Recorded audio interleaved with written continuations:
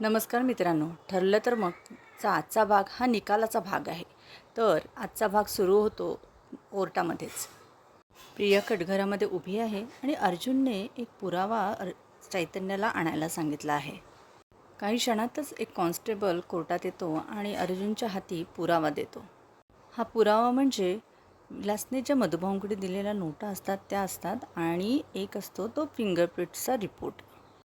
त्या रिपोर्टमध्ये असं म्हटलं आहे की त्या नोटांवरती प्रियाचा फिंगरप्रिंट्स आहेत आणि हे ऐकल्यावर सर्वांनाच एकदम शॉक बसतो. कोर्टात एकच कुजबूज सुरू होते. ते पण जज साहेब मात्र व्यवस्थित तो रिपोर्ट चेक करत असतात. प्रियाला खूपच मोठा धक्का बसलेला असतो. ती बोलायला लागते की या नोटांवरती कसे ठसे आले ते मला माहीत नाही, कारण मी तर तेव्हा लपून बसले होते. मी त्याच्या भांडणाच्या आजूबाजूला सुद्धा नव्हते. हा पुरावा बघून महिपत, साक्षी आणि दामिनीच्या चेहऱ्यावर हसू येतं. पण ते स्पोर्ट्स जज अगदी व्यवस्थित पडताळून पाहतात. कोर्टात एकच कुजबूज सुरू होते. ते पण जज साहेब मात्र व्यवस्थित तो रिपोर्ट चेक करत असतात. प्रियाला खूपच मोठा धक्का बसलेला असतो. ती बोलायला लागते की या नोटांवरती कसे ठसे आले ते मला माहीत नाही, कारण मी तर तेव्हा लपून बसले होते. मी त्याच्या भांडणाच्या आजूबाजूला सुद्धा नव्हते. हा पुरावा बघून महिपत, साक्षी आणि दामिनीच्या चेहऱ्यावर हसू येतं. पण प्रियाची मात्र भंभेरे उडालेली असते. तेव्हा रविराज उभे राहून ऑब्जेक्शन घेतात आणि म्हणतात की असे पडताळणी न केलेले पुरावे कोर्टात सादर नाही केले जाऊ शकत. पण अर्जुन असं म्हणतो की एवढ्या महत्त्वाच्या केसमध्ये प्रत्येक पुरावा आपण तपासून घेतलेला पाहिजे आणि तो ग्राह्यही धरला पाहिजे, कारण हे ऑफिशियल फॉरेन्सिक रिपोर्ट आहेत. मला माहिती आहे की मी हे जरा लेटच सबमिट करतो आहे, पण ते मी आज कोर्टात आणले आहेत, हे महत्त्वाचं आहे. हे ऐकून जज साहेब म्हणतात की हे पुरावे आता कोर्टात ग्राह्य धरण्यात येतील. ते ऐकल्यानंतर कुसुम आणि आपल्या सायलीला खूप आनंद होतो. परत एकदा अर्जुन कटघऱ्याकडे प्रियाकडे वळतो आणि तिला प्रश्न विचारतो की अर्जुन प्रियाला विचारतो की कोर्टाला सांगाल का की प्रिया मधुकर की तुमचे ठसे त्या नोटांवर कसे उमटले. तेव्हा प्रिया जोराजोराने म्हणते की मला नाही माहिती ते ठसे माझे कसे उमटले. अर्जुन म्हणतो की मी सांगतो, तुम्ही जेव्हा विलासचा खून केलात तेव्हा त्या नोटा जमिनीवरच पडलेल्या होत्या आणि त्या गोळा करताना तुमच्या बोटांचे ठसे त्या नोटांवर आलेत. तेव्हा जोराजोराने प्रिया किंचाळत म्हणते की नाही नाही, मी अर्जुन, मी तुला किती वेळा सांगितलं की मी तो खून केलेला नाही आहे. तेव्हा रविराज उठून ऑब्जेक्शन घेतात, पण अर्जुन त्याकडे दुर्लक्ष करतो आणि आपलं प्रोसिडिंग चालूच ठेवतो. तो म्हणतो प्रियाला की तूच विलासचा खून केला आहेस, तूच खून केला आहेस ना. विलासचा खून मधुकर भाऊनी केला आहे ना, साक्षी शिखरेने केला आहे. तू विलासचाच खून केला आहेस, कारण तुला पैसे हवे होते. तुला पैसे हवे होते, तुला मालामाल व्हायचं होतं, म्हणून तू विलासचा खून केला आहेस. हे ऐकून कल्पना, मधुभाऊ सर्वच जण तिच्याकडे अगदी रास रोखून बघत असतात. अर्जुन तिला म्हणतच राहतो की तू कबूल कर की तूच खून केला आहेस, तूच खून केला आहेस. तेव्हा फ्रस्ट्रेशनमध्ये येते. प्रिया खूप घाबरलेली असते आणि ती कबूल करते की हो, मीच खून केला आहे. या गोंधळात प्रिया कबूल करते की खून साक्षीने केला आहे. हे ऐकून महिपत, साक्षी, दामिनी, प्रताप सर्वांना मोठा धक्का बसतो आणि सर्वात मोठा धक्का बसतो तो रविराजना, कारण त्यांची मुलगी चक्क दादांत त्यांच्याशी खोटं बोललेली असते. कोर्टात सगळ्यांना धक्का बसलेला असतो की प्रिया मधुकर हे काय बोलते आहे. ती चक्क आपली साक्ष फिरवत होती आणि ती खरं बोलत होती. यावेळी मित्रांनो खरं सांगत होती की साक्षीने हा खून केला आहे, मधुकर भाऊंनी नाही. तेव्हा सर्वांना फार मोठा धक्का बसलेला असतो. तेव्हा रविराज उभे राहून म्हणतात की तू काय बोलते असे. तेव्हा प्रिया म्हणते की हो, खरं बोलते आहे. मी आत्तापर्यंत गेली 2.5 वर्ष खोटं बोलत होते, पण आज मी खरं बोलते आहे. खून फक्त साक्षीनेच केला आहे, मधुकर भाऊंनी नाही. प्रिया म्हणते की विनाकारण मी हे खोटे नाही आता सहन करणार. तेव्हा रागाने महिपत जागेवर उठून उभा राहतो आणि म्हणतो, ए पोरी, काय बोलतेस तू? तोंड सांभाळून बोल, नाहीतर कायमचं तोंड बंद करायला मला वेळ लागणार नाही. तेव्हा दामिनी उभी राहून त्याला खाली बसायला सांगते. जज साहेब ऑर्डर ऑर्डर म्हणतात तेव्हा दामिनी असं म्हणते की मलाही प्रियाचं क्रॉस एक्झामिन करण्याची संधी मिळावी. तेव्हा परमिशन ग्रँटेड करतात जज साहेब आणि मग अर्जुन आपल्या जागेवर जाऊन बसतो आणि प्रियाची क्रॉस एक्झामिन करायला दामिनी उभी राहते. ती प्रियाला विचारते की तुम्ही आधीच साक्ष दिली होती की ती मंदिरकर पाटलांना खून करताना पाहिलं आहे, मग आता तुम्ही साक्ष आता का बदलताय? तेव्हा अर्जुन उभा राहतो आणि ऑब्जेक्शन घेतो. अर्जुन म्हणतो की साक्ष खरी बदलण्यासाठी असा कोणताच कायदा नाही आहे. आधी जर खोटं माणूस बोलला असेल तर नंतर तो खरी साक्ष देऊ शकतो. तेव्हा जज त्याचं ऑब्जेक्शन सस्टेन करायला सांगतात आणि पुढे बोलायला सांगतात दामिनीला. अर्जुन खाली बसतो आणि पुढचं प्रोसिडिंग चालू होतं. प्रिया म्हणते की मी मूर्ख होते की 2.5 वर्ष या साक्षीला मी पाठीमागे घालत बसले आणि त्या बदल्यात बक्षीस मिळणं तर लांबच राहिलं, मला आता शिक्षा होऊ शकते हे मला कळून चुकलं आहे. प्रिया म्हणते की मी आता गप्प बसणार नाही. तिचे बोलणं ऐकून अर्जुनला मनातल्या मनात हसू येतं. प्रिया म्हणत असते की मी आता गप्प बसणार नाही, जे काही खरं होतं ते मी सगळं खरं खरंच सांगणार. पण तिला मध्येच दामिनी गप्प बसते आणि म्हणते की मला जे काही विचारायचं होतं ते मी विचारले, तर मला आणखी प्रश्न विचारायचे नाही आहेत. आणि ती आपल्या जागेवर बसून निघून जाते. खरं तर कोर्टात सगळे उपस्थित असलेल्या सगळ्यांना शॉक बसला आहे की काय चाललं आहे, काय केसचा निकाल लागतो ह्याच्याबद्दल सगळ्यांनाच उत्सुकता आहे. पुढे प्रिया म्हणते की जज साहेब, आता जे काही खरं खरं घडलं आहे त्या दिवशी ते आता मी सांगते. तेव्हा अर्जुन मध्येच उभा राहतो आणि म्हणतो की जज साहेब, आपण मधुकर पाटलांना कोर्टाच्या बाहेर जाण्यास परमिशन द्या, कारण आता जे काही प्रिया मधुकर बोलतील ते कोर्टामध्ये मधुकर भाऊनी ऐकू नये, कारण तेव्हाच आपल्याला मधुकर भाऊ आणि प्रिया मधुकर यांच्या स्टेटमेंटचं व्हेरिफिकेशन करता येईल की काय त्याच्यामध्ये काही तफावत तर नाही ना, हे आपण चेक करता येईल. तेव्हा जज साहेब या गोष्टीला मान्यता देतात आणि ते सांगतात की मधुकर पाटील, तुम्ही थोडा वेळ कोर्टाच्या बाहेर जाऊन बसा. तेव्हा मधुकर पाटील बाहेर जाऊन बसतात कोर्टाच्या आणि अर्जुन बोलायला सुरुवात करतो. तो प्रियाला म्हणतो की त्या दिवशी आश्रमात काय काय घडलं होतं हे जरा तुम्ही सविस्तर कोर्टाला सांगा. प्रिया आता बोलायला सुरुवात करते. ती म्हणते की प्लॅन असा होता की आश्रमात कुणीही नसताना आश्रमाची झडती घ्यायची आम्ही ठरवलं होतं आणि आम्हाला मधुभाऊंनी प्रॉपर्टीचे पेपर्स कुठे ठेवले होते ते तपासायचे होते. म्हणून ठरल्याप्रमाणे माझ्या पोटात दुखतंय असं म्हणून मी थिएटरमधून निघाले. मित्रांनो, आता मध्ये मध्ये इथे सगळ्या उपस्थित असलेल्यांचे एक्सप्रेशन्स दाखवलेले आहेत. रविराज तर डोक्याला हात लावून बसलेत. त्यांना आता काही कळतच नाही आहे की प्रिया आता का असं बोलते आहे. त्यांची लाडकी तन्वीची ही अवस्था खरं तर त्यांना पाहिली पण जात नाही आहे. प्रिया सांगत असते की ती जेव्हा आश्रमात आली तेव्हा साक्षी आधीच तिथे येऊन उपस्थित होती. तिच्याबरोबरच म्हणजे प्रियाबरोबर त्यावेळी विलाससुद्धा आश्रमात आला होता, पण तिला त्यापर्यंत माहीत नव्हतं. तोपर्यंत तिला माहीतच नव्हतं की विलास हा महिपतचा माणूस होता. मला खरंच माहीत नव्हतं की तो महिपत शिखरेचा माणूस आहे. हे त्यावेळी मला साक्षी शिखरेने सांगितलं की विलास हा त्यांचा माणूस आहे. मग आम्ही तिघंही आश्रमात गेलो आणि ठरल्याप्रमाणे आश्रमाची झडती घ्यायला लागलो. तेवढ्यात मधुभाऊ तिथे आले आणि मित्रांनो, आपल्याला फ्लॅशबॅकमध्ये जे काही घडले ते दाखवले.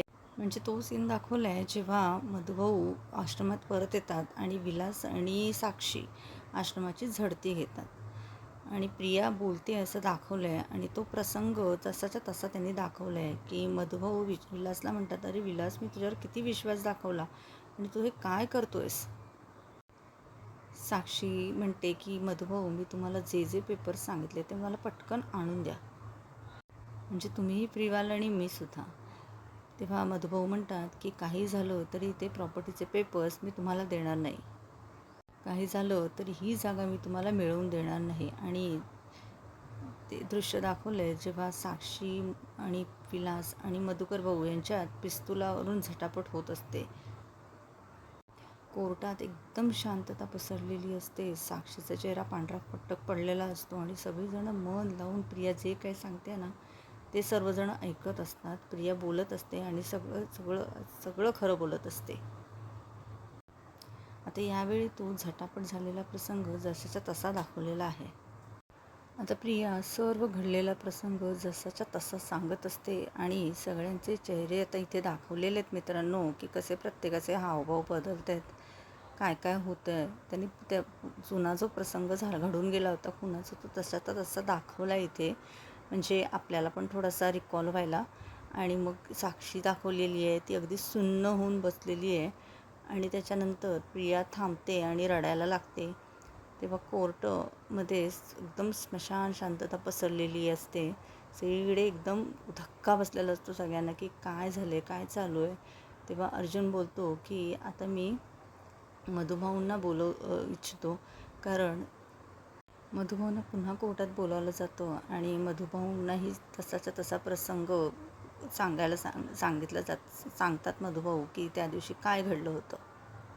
अर्जुन म्हणतो की जज साहेब, की प्रिया मधुकर यांनी जे जे काही सांगितलं ते आणि तसंच आता मधुकर भाऊंनी सुद्धा सांगितलं आहे. तेव्हा तुम्ही हे पॉईंट आऊट करून ठेवा. आणि नंतर पुढे अर्जुन असं म्हणतो की जज साहेब, मला आता शेवटचे काही प्रश्न विचारण्यासाठी साक्षी शिकरेंना बोलवायचं आहे, तर मला परमिशन द्या. तेव्हा जज साहेब म्हणतात की ठीक आहे, परमिशन ग्रँटेड. अर्जुन प्रियाला म्हणतो की तुम्ही ना जाऊन बसू शकता.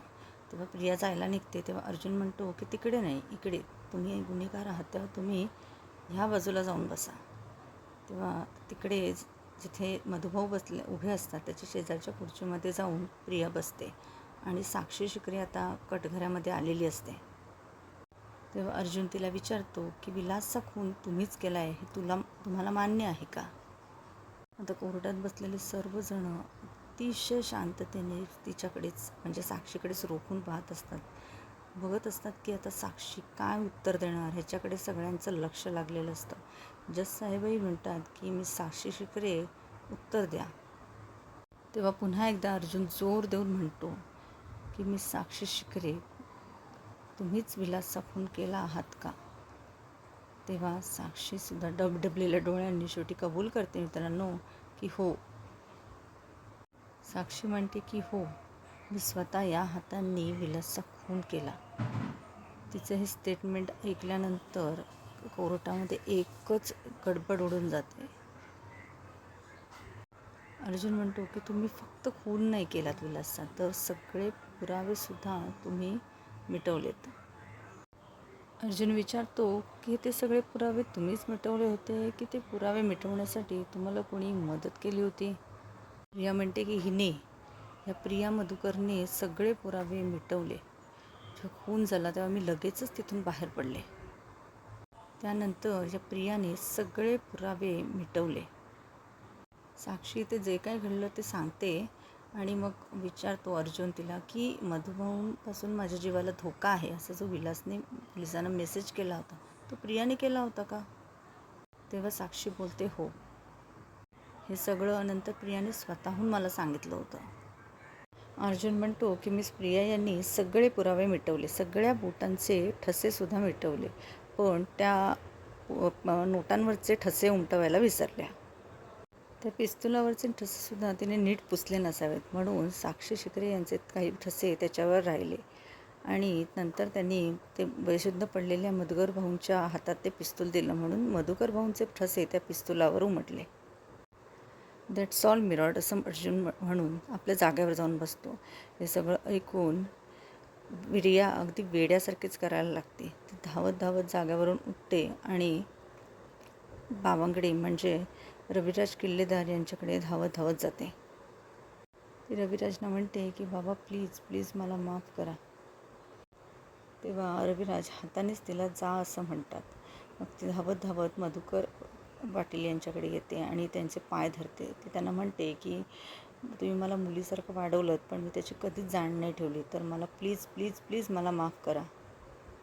तेव्हा जज साहेब म्हणतात की ॲडव्होकेट किल्लेदार, तुमच्या अशिलाला सांगा, याच्या निकालावर काहीतरी विपरीत परिणाम होऊ शकतो. प्रिया उठते आणि आपल्या जागेवर जाऊन बसते. त्यानंतर मिलॉर्ड, म्हणजे जज साहेब असं म्हणतात की ॲडव्होकेट दामिनी देशमुख आणि अर्जुन सुभेदार, तुम्ही तुमचं क्लोजिंग स्टेटमेंट देऊ शकता. तेव्हा दामिनी अगदी तत्परतेने उठते आणि उभी राहते. दामिनी म्हणते की मी लॉर्ड, माझे अशील म्हणजे साक्षी शिकरे यांनी आधीच मान्य केलं आहे की विलासचा खून त्यांनीच केला आहे. हा खून काही त्यांनी जाणून बुजून केलेला नाही. त्यामुळे साक्षी शिकरे यांना कमीत कमी शिक्षा व्हावी अशीच मी कोर्टांना विनंती करेन. असं बोलून दामिनी जागेवर जाऊन बसते आणि अर्जुन उठून उभा राहतो. अर्जुन म्हणतो की साक्षी शिकरे यांनी आश्रमाची जमीन हडपण्याचा प्रयत्न केला आणि जेव्हा त्यांना जमलं नाही त्यावेळी त्यांनी विलासचा खून केला.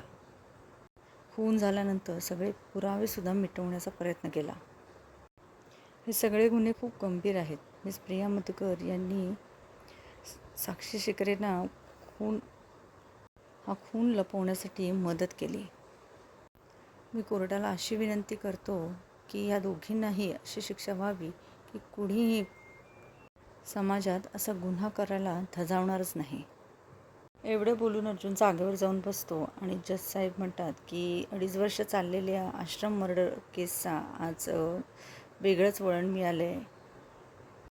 प्रिया मधुकर यांनी दिलेल्या साक्षीवरून तसेच मिस साक्षी यांनी केलेल्या गुन्ह्याचीही कबुली दिली. सादर झालेल्या पुराव्यावरून कोर्ट अशा निर्णयापर्यंत आले की आणि इथेच हा एपिसोड संपतो मित्रांनो. आणि त्यांनी दाखवलं आहे की उद्याच्या भागात काय होणार आहे. त्यांनी दाखवलं आहे की प्रियाला कोर्टातून पोलीस बाहेर घेऊन जात आहेत आणि प्रिया पूर्णाजीकडे गयावया करते आहे आणि पूर्णाजी म्हणते की इतक्या भयंकर मुलीचा माझ्या घराशी काही एक संबंध नाहीत. आणि ती मग कल्पनाच्या पाया पडते आहे, पण कल्पनासुद्धा तिच्या एकच कानाखाली देते आणि म्हणते की आम्ही तुझ्यावर विश्वास ठेवला आणि त्याचं तू आम्हाला हे फळ दिलंस. आणि कल्पनालासुद्धा अतिशय दुःख झालेलं आहे कारण तिला हे अपेक्षितच नव्हतं. ती सायलीपुढेही गयावया करते आणि सायलीला म्हणते की सायली, मला जेलमध्ये नाही जायचं. तेव्हा सायलीसुद्धा तिच्या एकच कानाखाली ठेवून देते आणि ती प्रियाला म्हणते की आता 7 वर्ष जेलमध्ये सडायचं प्रिया, हीच तुझ्यासाठी योग्य शिक्षा आहे. आणि हे सर्व चालू असतं आणि आपला आजचा एपिसोड संपतो. तर मित्रांनो, पाहायला विसरू नका उद्याचा एपिसोडमध्ये नेमकी कोणाला किती शिक्षा झाली आहे हे दाखवण्यात आहेत. कारण आज जज साहेबांनी ते काही दाखवलं नाही की ते काही सांगितलंच नाही की आज कुठली शिक्षा त्यांनी दिली आहे, प्रियाला कुठली दिली आहे, साक्षीला कोणती दिली आहे. सो उद्याच आपल्याला कळेल की काय शिक्षा झालेली आहे कोणाला. तर चॅनलला नवीन असाल तर चॅनलला सबस्क्राईब करा आणि जर आवडला असेल तर चॅनलला नक्की एक लाईक करा. तर पुन्हा भेटूया उद्या अशाच एका सुंदर आणि मस्त धमाकेदार एपिसोडच्या रिव्ह्यूजमध्ये. तर तोपर्यंत नमस्कार, टाटा, बाय बाय.